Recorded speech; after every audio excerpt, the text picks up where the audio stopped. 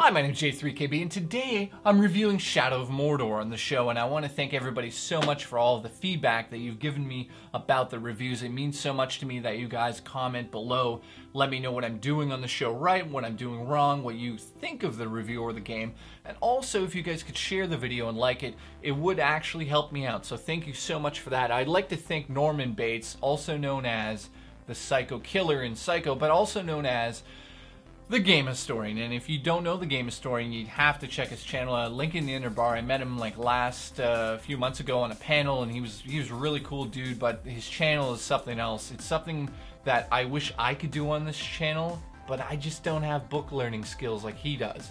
It's unbelievable in terms of how detailed it is.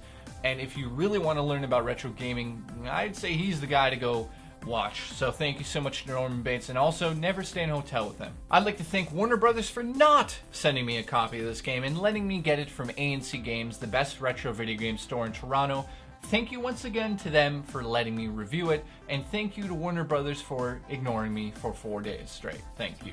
I really appreciate it.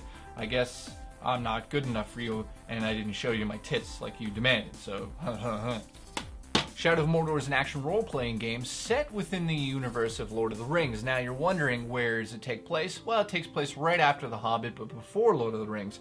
In this game we play as Talion. Now Talion is a character that I kind of wanted to like a little bit more. It's not necessarily the best Lord of the Rings character you'll see in a video game, and it's not the worst that you'll see in a video game. I really feel like the main character in this is kind of above average at times, but it's important to note it is voiced by Troy Baker, who is literally voicing me right now somehow, magically. He voices everybody. The voice in your head is voiced by Troy Baker. He does everything. So kudos to him for the voice acting. Now it's also important, very important to note that this is from the lead writer and lead designer of Red Dead Redemption. So the story is not complete shit, don't get me wrong.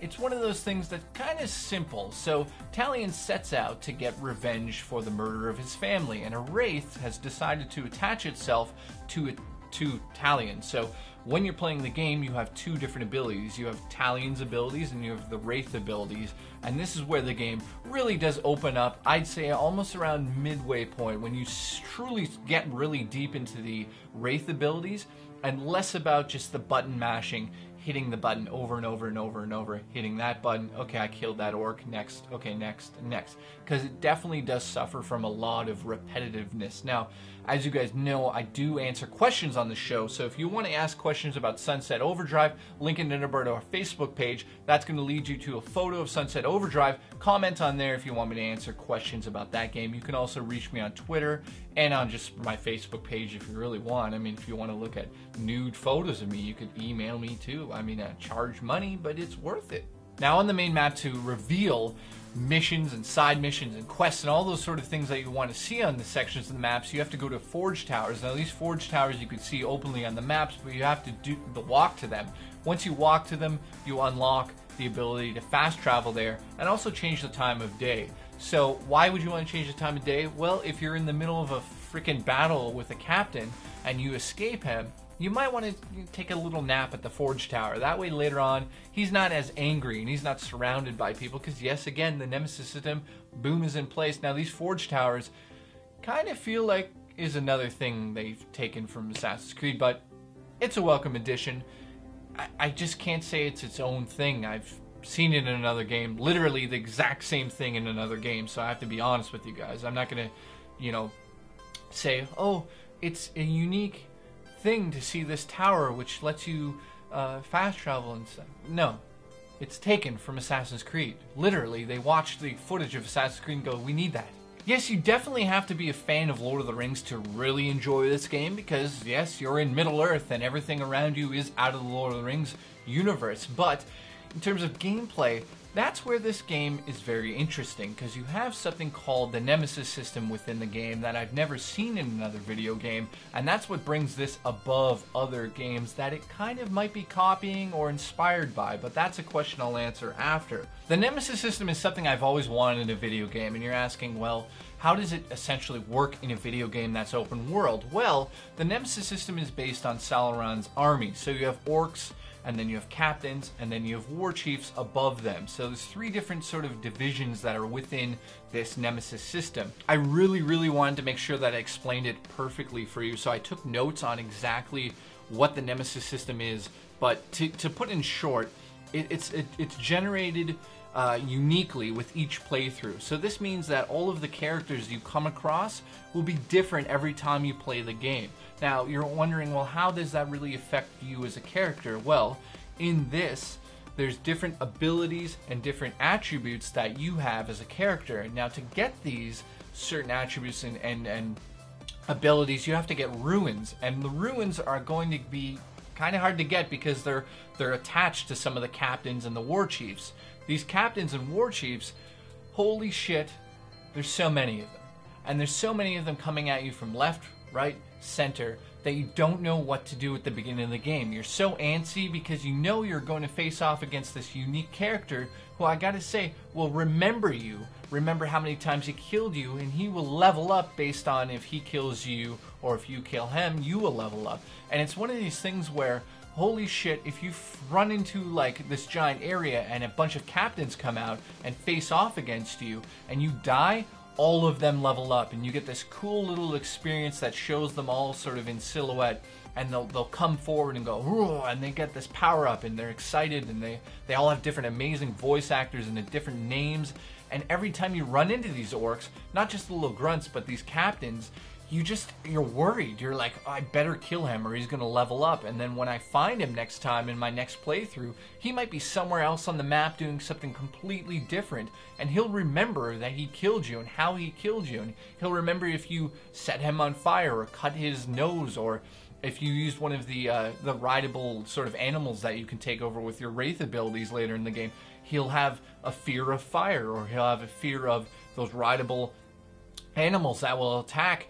He'll have like a rage mode that he'll go into rage if he sees fire, or if he sees, you know, a certain enemy being their heads cut off. There's so many things that can happen with this Nemesis system, and I think it's so amazing to see. So within the Nemesis system, there's certain sort of relationships, I would call them, that these orcs can take on. And what I mean by that would be, sometimes they'll fight each other at random, and you're standing there watching this, you know, in stealth mode, and he'll like kill the other orc, and he'll level up right in front of you, and you'll be like, holy shit, I should have done something. Now he's stronger. What the hell did I do? Each of the war chiefs and the captains have different fighting styles. So sometimes they'll be holding 2 weapons. Sometimes they'll be afraid of fire, meaning that you should throw them into the fire, and then they're going to be scared and run off, and they'll actually try to get away from you. So there'll be a little sequence where they kind of yell at you and be like, this is not over.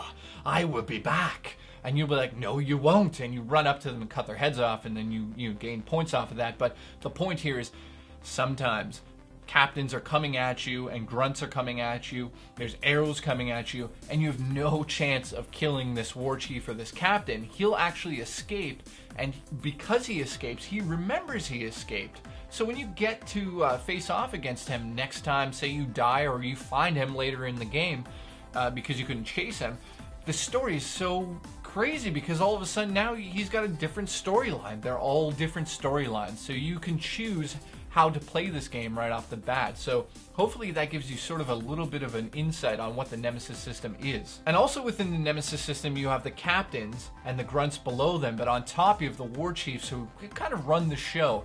And to get to them, you have to interrogate the captains to reveal the locations of the war chiefs. And you do that by simply grabbing onto them and holding onto them. And once you're holding onto them, you have different options, like such as drain them for their power for your Wraith abilities. You can kill them instantly by just like cutting their heads off, or you can shank them in the back.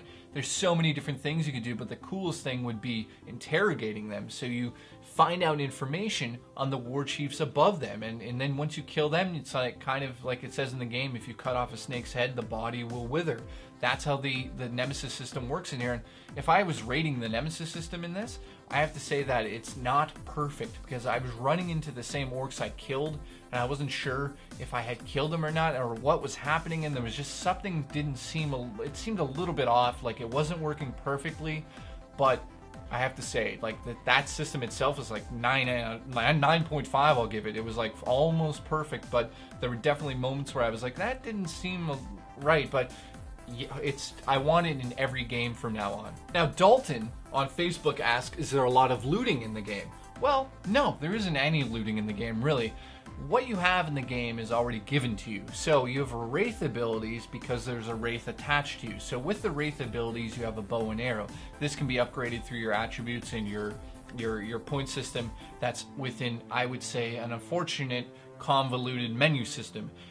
You know, the first 10 minutes into the game, I had no idea what the hell was going on. They lay so much on the map in front of you. They tell you so many different things you can do. For instance, freeing slaves, stepping on spiders, doing main missions, doing side missions. Everything is thrown at you literally in the first 10 minutes, and you're kind of left for the first like 3 hours trying to figure out exactly how you want to play the game based on how much they threw at you. So I wouldn't say it's like the most well-designed system in terms of giving you tutorials on how to play the game. I know that a lot of people like being thrown directly into a video game because then, you know, you have to figure out for yourself. This, however, there's too much. They throw way too much at the beginning of the game at you that you're just kind of a little bit baffled on exactly what you should do. So yes, it's kind of a give and take thing. I think a lot of players who play this essentially will have a hard time understanding what the hell they're looking at right off the bat. But I have to say this, once you figure out everything you're looking at and all the menu systems and how to upgrade your Wraith abilities and how you get like ability points, which would unlock things like giving you extra arrows or focus, so when you go into slow motion mode in your Wraith ability modes, you can actually have a longer time in slow motion. So things like all of that are amazing in the game, but figuring out how to get to them in the first like 10 minutes and how these systems work, which is crazy. So Logan Steven Turner and Ariel Hernandez, both from Facebook, I believe, and Twitter, they asked me this question. Do you feel the game is too easy? I made it past the first mission and already whipped all the captains. Do you think it gets harder as it goes? Well, this is an important question because the Nemesis system is in place to really entice you to go after these captains and these war chiefs, because once you kill them, that's more story that's going to open up for you and more side missions and all sorts of side missions I'm not even going to get to in this review. They're interesting, they are fun, I'll say that. So if you're worried, like, is it just a main story mission thing? No, I literally spent, and I'm not kidding, 10 hours not even reviewing the game, just going around killing orcs and having a great time. Is it button mashing, and does it get harder? Well, yes, I have to say, and I feel that the first, 3 hours into it, you are literally hitting the same buttons over and over and over and killing them the exact same way. And there's something else that came up while I was playing the game that was an on-screen notification telling me to hit 2 buttons together, which would be a finishing move. Now, I missed it. Unfortunately, I just missed it. I didn't see it on the screen for whatever reason, and that actually was the ability to cut their heads off while they're dazed. So in combat, while you're fighting them, you'll eventually knock them around enough that they become dazed. Now, when they're in the dazed mode, you can do so many different things. You can grab onto them, you can interrogate them, you can cut their heads directly off, or you can shoot them with your arrows. You can actually shoot their feet, which ties them into the ground so they can't move. And now, you gotta imagine 20 of them coming at you at once. Now, this ability was, like I said, to cut their heads off. It was hit 2 buttons at once, and unfortunately, I missed that. So I wasn't able to do that. I had to kill them by other means, and I didn't have this finishing move, which meant I didn't have enough time to kill too many of them, and they just poured in on top of me. So the first 10 hours, I have to admit, I was an idiot because I didn't see that, but I have to say, because the system didn't really show me that well, there's so much shit going on, I just missed it. It's just one of those things in gaming that I wish was a little bit more obvious, but maybe I'm just stupid. So once your combo meter hits the total of 8, you can use one of these special abilities, and like I said, this ability was to hit 2 buttons to cut the head off one of the orcs, and I missed it, but once you do find that and you're facing like 20 characters, it really does come down to the Batman sort of combat, and it's one of those things, like, it doesn't really improve on that Batman combat, so it is literally a button masher in some rights. It does take a little strategy. Now, this is where I want to point out I definitely had some hard times with some of the walls and corners in this game, some of the cliffs. For some odd reason, you can push off simple orcs, but I didn't have the ability to kick one of the captains or war chiefs off the side of a cliff for whatever reason. And I did also see, unfortunately, sometimes I would kick orcs off and they would land on other orcs on the ground, and those orcs would not notice me up on the ledge for whatever reason. So this system works great on a level playing field, but once you get into like sections where you're kicking people off roofs and whatnot, I did notice that the design doesn't work as good as it does when you're just kicking them into each other on a flat plane. Cody Keegan asks, is the game worth full price? And Chris on Facebook asks, do you feel that the game brings new life to Lord of the Rings games? So I'm going to give you my final score. First, do I feel that it's worth the money? Absolutely worth the money. If you like Assassin's Creed, you like, you know, the combat of Batman, it literally is one of those things that you need to have those loves in place to really appreciate this game. You'll go through the game really enjoying it. It's not like you'll see too much that is new to you. The Nemesis system is definitely something you'll want to experience if you're into an open world action, you know, role-playing game. It's something that you really haven't seen in video games on consoles before. Is it something that can only happen on next gen? I can't answer that. I know that the previous versions, like on PS3 and Xbox 360, are scaled back a little in terms of the Nemesis system, but on this, it is definitely something you want to pick up if you're a fan of Assassin's Creed and Batman, but you have to like Lord of the Rings. I have to really stress that. If you think, oh, I'll just kind of get into this medieval action role-playing game, no, if you like Lord of the Rings, this is the one. This is the Lord of the Rings game I've been personally waiting for. Overall, I give Middle-earth Shadow of Mordor an 8.5 out of 10. I think it's just one of those games that really nailed the idea of taking really good elements from other games, but kind of making them own by introducing the Nemesis system. And when I say that, I hope and pray that they steal this. I like, if they put the Nemesis system into The Last of Us 2, or let's say they put it into Halo 5, oh, it'd be so great.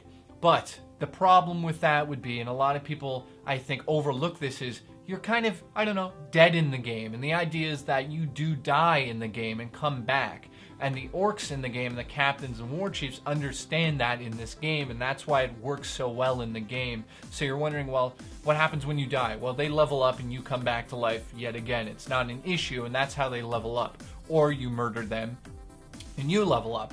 That's how the game plays out. It'll be very interesting to see how they can introduce this into other games, because you don't come back to life the same way you do in this game, say in like Grand Theft Auto 6. I really do hope they, well, whatever, I hope it's fucking stolen, ripped out of the game, and put in every game we can play. It's just something that I absolutely loved about the game. I like the music in the game. It definitely feels like a Lord of the Rings soundtrack.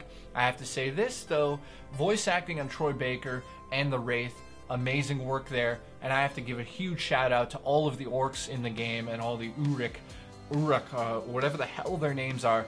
You guys stole the show. It's the captains and war chiefs, and the dialogue for them, fucking amazing. Unfortunately, there's one character that is from The Lord of the Rings and The Hobbit, who I'm not going to give away, but his character in the game is played amazingly. The motion capture is amazing. The dialogue is decent for him, but it's not his voice. Thank you so much for watching the review. It's so it means so much to me that you guys comment below and let me know how you guys feel about the Nemesis system. I think it's the most unique and cool thing that we've seen in video games. So comment below, let me know what you think of this, and what game do you want to see it in if you've played Shadow of Mordor. Thank you once again for sharing the video and liking the video. It really does mean a lot to me. And yes, hey, I'm actually allowed to say, I think I might get blacklisted for saying this, but I do have Sunset Overdrive, and I am playing it for a review right now. If you want to know anything that I might overlook in the review and ask me questions that I'll answer like I did in this, link in the number to Facebook, like I said before. Just comment on the photo I've posted there, and you can do it on Facebook and on Twitter. So thank you so much for watching. It really means a lot to me that you guys watch these episodes, because, you know, I've been putting a lot of work into them, and it really means a lot to me that you guys are watching them. It's truly, it's crazy. Thank you so much, and I love you all.